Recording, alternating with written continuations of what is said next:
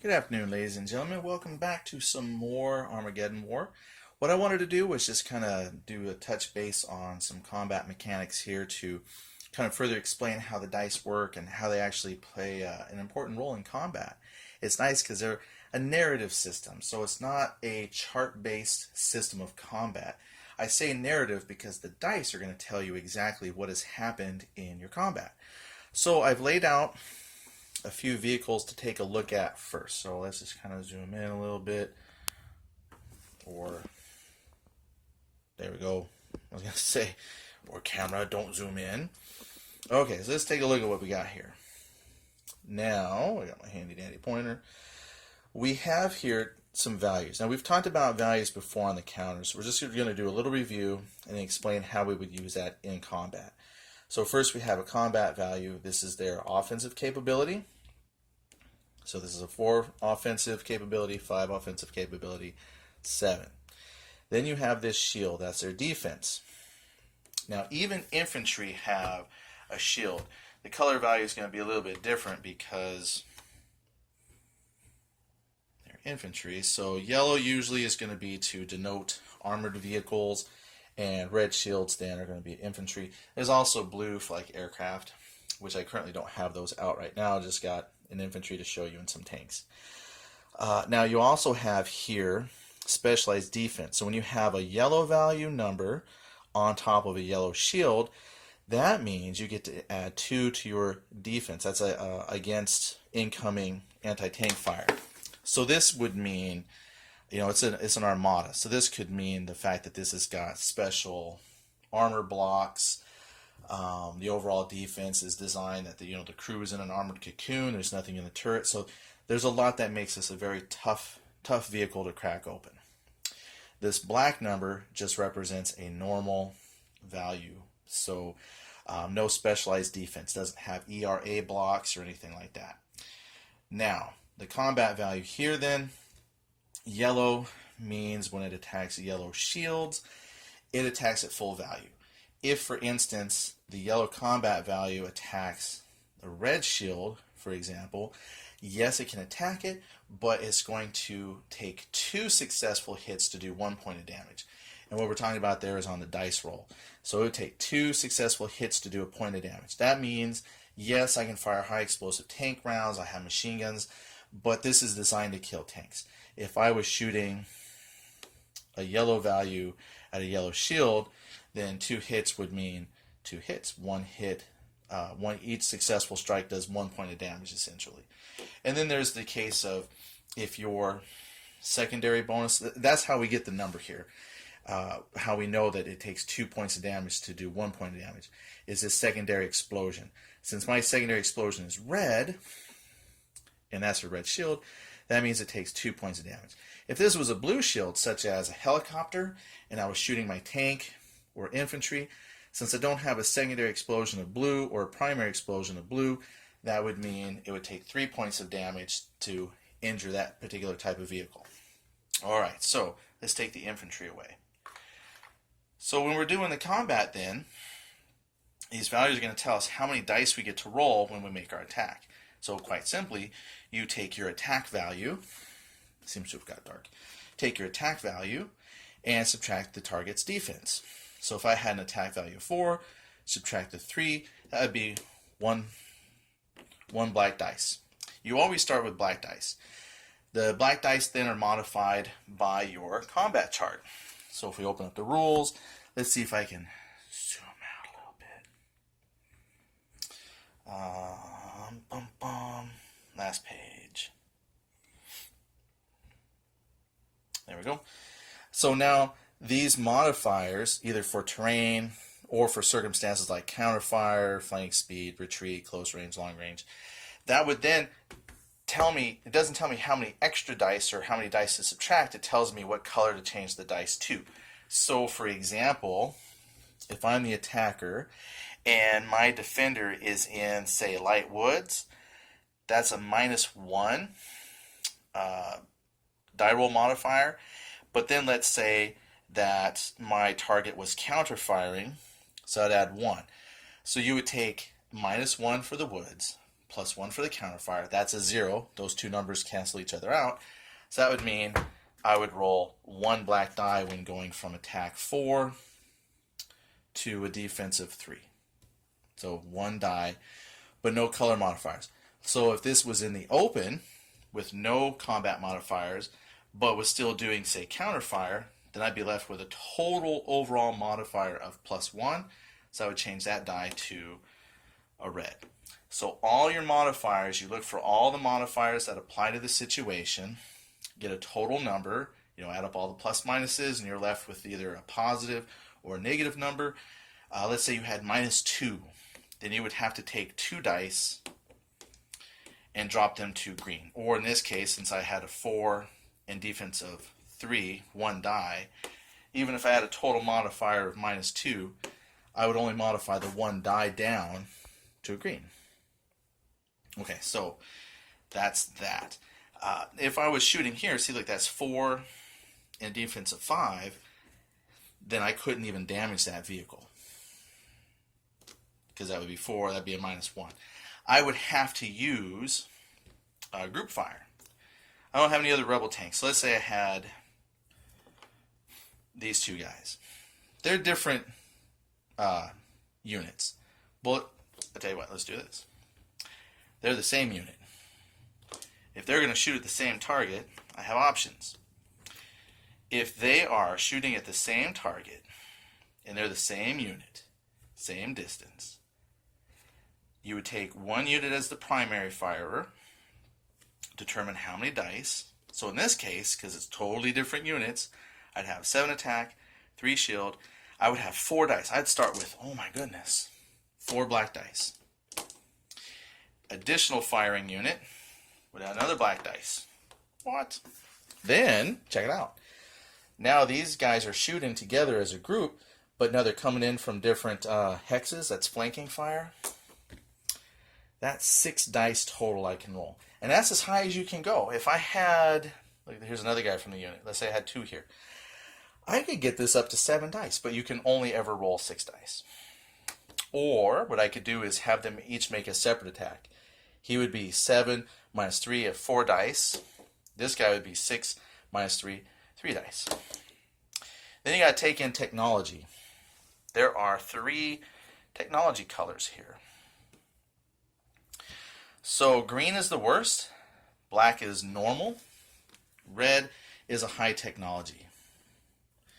So if I'm shooting red at any of these guys, I would subtract, well actually because I'm the attacker, I would add 1 die roll modifier, because red is 1 higher than black, red is 2 higher than green. So remember, if I'm shooting 7 at his 3, I get 4 dice. My technology level is 2 higher. I get to bump 2 of these up to red because my technology is superior.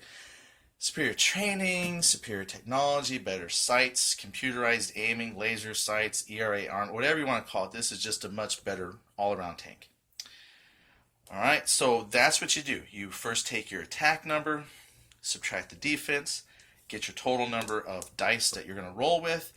Then you do all your modifiers from that chart, and that's how many you roll, and gives you your final color. So for example, let's say I was shooting. Now we would also have to look at range. This white number is kind of like a variable range. Half of that is, you go like half, round down. That gives you a die roll modifier up 1 because it's close range, or up 2. Let's see real quick. That's why I always got to look at the chart. Close range is +2. So not only do I have a technological benefit, but now I'm at close range. So those last 2 black dice that I had become red. So this tank at close range is very deadly. Now up to 9, so if you go past half up to the 9, that's just normal range. There's no die roll modifiers. Up to twice that number, so up to 18 hexes this thing can shoot, but then that's long range, and there's a -2. So let's say this was at long range. Let's say these were 9 hexes apart, or 18 hexes apart. I would then have, check this out, This is why you got to add up all your modifiers before you roll dice. So let's pretend this is 18 hexes, his length for long range. 2 die, I'd have my 4 dice, 7 minus 3 is 4. Then my technology, difference of 2 levels, so I'd bump these up 2, but long distance is a minus 2. So these dice would stay black. Or you could say, well, I would bump them up because of the technology difference, then I got to knock them back down. So if you just add up all your modifiers, pluses and minuses, and come to a final total, then you can just modify the dice on that final total instead of, don't keep changing. Trust me, I've done that before. I said, oh, look, I get a bonus. Oh, but now I have to subtract for a penalty. Oh, there's another penalty. Oh, but I got a bonus because it's close range. Bump it up too. You could do that. It's just easier if you take all your penalties and bonuses, get a total number, and then apply it to the number of dice you're rolling. So there's a couple of decisions you have to make. Do you want to make separate attacks with different vehicles, add them together from the same unit so you can get additional dice that you roll? This here you probably not need to add them together. You could each have these make separate attacks. But let's say I had the Rebel. Now the Rebel has an attack value of 4. There's a defense of 5. So 4 minus 5 is minus 1. He can't hurt this thing. That little piddly gun of old technology is not going to hurt the Armada. So he would have to have an additional Rebel tank so he could at least start with 1 die. Then his technology level green is 2 less than technology red, so this 1 die would be converted to green. So there are times where you might want to add units together to try and get extra dice for rolling. Wow. Oops, if I roll that green, yeah, that's not much. This tank doesn't stand much, platoon doesn't stand much against that platoon of Armadas. What else is there to talk about? Well, damage. Let's take some tanks that are a little more closely matched. Okay. So here we have 5 against a 3. So I'm just going to start with 2 black dice. Let's say it's close range because they're 1 hex away. So I get a modifier of +2. So I would convert both of these to red.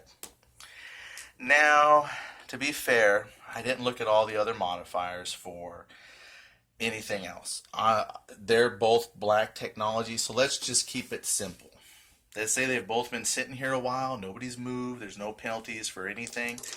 It's just, oh, here, look. Here we are, let's shoot at each other. So this guy shoots here. So he rolls his 2 red dice, and he gets 4 hits. Now, this unit didn't declare counterfire, retreat, or anything like that, so we'll talk about that in just a second. But if I was just straight up shooting, my 5 against his 3, my 2 dice, close range, turn them to red, that's 4 hits. So the way damage works is with these counters. So you would take 1 point. Oh, I just got a text. Thank you, text. So now, 1 point is green. A 2nd point of damage is yellow. A 3rd point of damage is blue. And then the 4th explosion would flip this to the damage side. And, oh look, I was combating and he's on his wounded side. Well, he's on his wounded side now. And then his combat values go down. See, like this tank here actually had a stronger tank value. I had it on the wounded side as designated by the stripe. I didn't even look at that. You guys are supposed to point that out to me before I film it. Alright, so there's all the damage step from 4 points of damage. This guy took a lot of damage. Well, that's not fair. Why would we just stand there and take it? So let's do this different. The defender has 2 options. I can either defend fire, or I can retreat. So this time, let's do the math correctly since I have a full platoon. 6 fire against 3 shield. So I'm going to start with 3 black dice. Close range, so 2 of those get bumped up to red. Now, this unit's going to counterfire. When you counterfire, that means you're shooting back. However, that makes you an easier target. So you get the benefit of shooting back and possibly damaging the attacker, but it makes you a little bit easier to hit because that means you're not trying to find cover. You're actually exposing yourself so you can shoot your weapons. That means the attacker gets to modify his dice by another +2. But I only have 1 dice left, so I don't get to add any dice. It just means I try to modify in the positive as many dice as I can. So I had 3 dice, +4 modifier, they're all red. Then he rolls. Then we look at the results. Each explosion is a successful hit. Each shield is a successful counter shot. So again, we have 4 hits. So he would go through the green, yellow, blue, shaken, or reduced. So the attacker still did quite a bit of damage. Now the defender did 4 points on the counter. However, there's a limitation because you're not the one actually initiating the attack. You're firing while you're looking for cover, so your fire's not as accurate. What you do before we flip you is you take your combat value and subtract the opponent's shield value. So 5 minus 3. But because he's a yellow shield, he adds 2 to that number because it's a yellow number. So 5 minus 5. So that means this counter fire didn't do anything.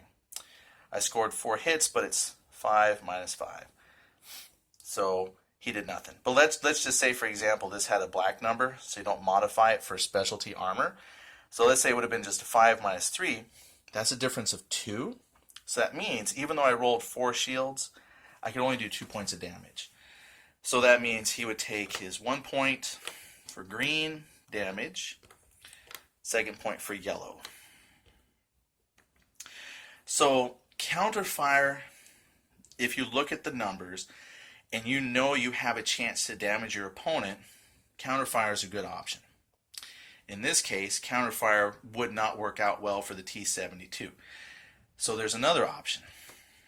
He can retreat. Okay, so let's say they're shooting at each other. So this unit activates. The Al-Zawahiri is shooting at the Shadeda unit. So he's going to start with his 6 minus 3, 3 black dice. He's at close range, so 2 of those. So at close range, we know gives him +2. But the opponent is retreating. A retreating unit gets a modifier of -2. So let's look at the combat chart real quick. Retreat, -2 modifier for your combat dice. The columns represent, without unzooming everything, if you're infantry, like your target's infantry, wheeled, or tracked. Well, since we're shooting a tracked, a retreat is a -2. So I would get 2 dice would go red for close, and then drop again because he's retreating. So that just would mean the dice stay black. See, so I would go +2 for close range, subtract 2. There we go. What was the other thing? What made this? Oh, because he was counterfiring. Okay, so now, because he's not counterfiring, he's retreating. So I get 3 black dice. So the last example we had was the defender was counterfiring. They gave me all red dice. Now he's retreating. I only get to roll black dice. Well, that didn't help. So the attacker still scored really well on the combat, and he got to retreat however many hexes, but I just say he just retreated 1, but he still took a bunch of damage. So sometimes retreat will make sense because you know you can't damage the opponent, so you might want to retreat. So even though he still took 4 points of damage, he's now further away. Maybe he could retreat out to, a city hex or something with cover. All right, so that's why you would want to decide, like, do I want to counterfire or do I want to retreat? Let's reverse the shooting. Let's say this tank, that's not going to work. See, look, I have a yellow combat value. He's got a shield, so that would be 5 defense, 5 offense. Not going to work. Let's do, for example, this Russian tank. So this Russian tank's going to shoot. So it's a yellow, He gets a 5 defense. So he's going to start with 1 die. Now, he's at close range, right? So this would change that to a red die. Now, he's counterfiring. So that would give me more positive modifiers, but since I only had 1 die, I can't modify it any higher. So this Russian unit shoots. Okay, look. I scored 2 hits, and he scored 1 hit. So he's going to go from green to yellow in terms of damage. And then, because he got his 1 hit, but let's see. Yep, 6 minus 3. And yellow on yellow would make that 5 for specialized defense. So that means even if I had, let's say, 2 shields, it's a difference of 1. I can still only score 1 point of damage. So this worked out really good for the defender. So we would take 1 step because you did an action, and then let's find a yellow. And because you took 1 point of counterfire damage, you'd go to yellow. But see, that's just, we got to remember that no matter what you do, let's say that was my point of damage, but because he performed the action, he still takes 1 step. So when you're attacking, that's another consideration too. Because I'm attacking, I'm automatically going to get one step loss or 1, action of cohesion, whatever you want to call that. I always get 1 step loss. The person who's defending, they just take the damage. They don't defend and take that. That's a lot. So the defender just decides, do I retreat, do I counterfire, and then take damage accordingly. This guy will take the damage on counterfire and has to add 1 because he performed the action. If it's his turn, at the start of a turn, you automatically recover 1. There's ways to recover more than just 1 per turn, but let's say they're engaged in combat. He recovers 1. He still can't fire. Since he's down to a green, he can't do anything because that is a point against him. He's got no fire, no move. Then this unit would activate. He'd recover 1. So hopefully you play a game, you just don't have 2 units. So let's say we did this. Let's say he was at 2, and he was at 1. A new turn, a new phase starts, new impulse starts. This unit's activated, so he would recover his 1. He would recover. So now this unit would be able to perform an attack, but he couldn't. Even though they're the same unit, since they recover their step losses at different rates, he had 2 to recover, he only had 1. Of the unit, he could shoot. But this unit could then either return fire or he could retreat.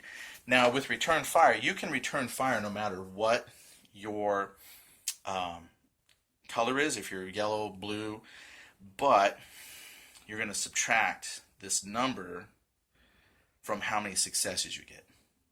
So if I did counter fire of 2, but I have -1, it'd just be 1 success.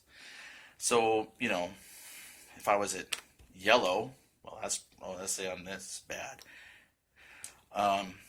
I could return fire, but it's not going to be very effective because I have a -3. As far as retreat goes, you can't retreat if you're yellow or blue. So if you're green, you can still retreat. So depending on your damage, that will also affect your combat choices that you do. So that's like 25 minutes talking about some combat basics to get in there. But that's why the dice are so important. They're the narrative element. Once you've taken into consideration your modifiers for, like we said, range, technology difference, just the combat value of your attack versus defense, come up with a total number of dice to roll based on how many units are attacking. It's a lot of little things that you decide before you roll the dice. Once you have that total number of dice and that total modifier, you roll, and then that's it. Boom.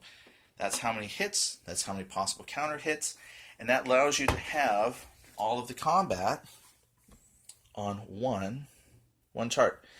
This was kind of the design goal that Greg and Mark were going for. We've played plenty of games where they have lots and lots of charts. You know, you have some modifiers, then you roll some dice, then you look at combat results tables. We just thought this would be great if you just have your one page of modifiers, modify the dice, roll the dice, and then depending on the results, that tells you exactly how much damage you did. All the modifiers are right in here.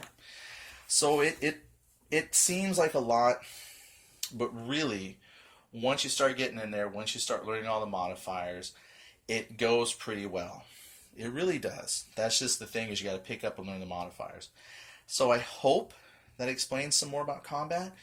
I know there's probably still more questions that you have. There's lots of other things you can take into consideration. There's still close assault. There's some advanced rules that will modify combat. Let's see here. Yeah, see here's some of the advanced rules. Indirect fire, offboard artillery. But as we're looking here, here's a nice example of combat. Well, here's close combat.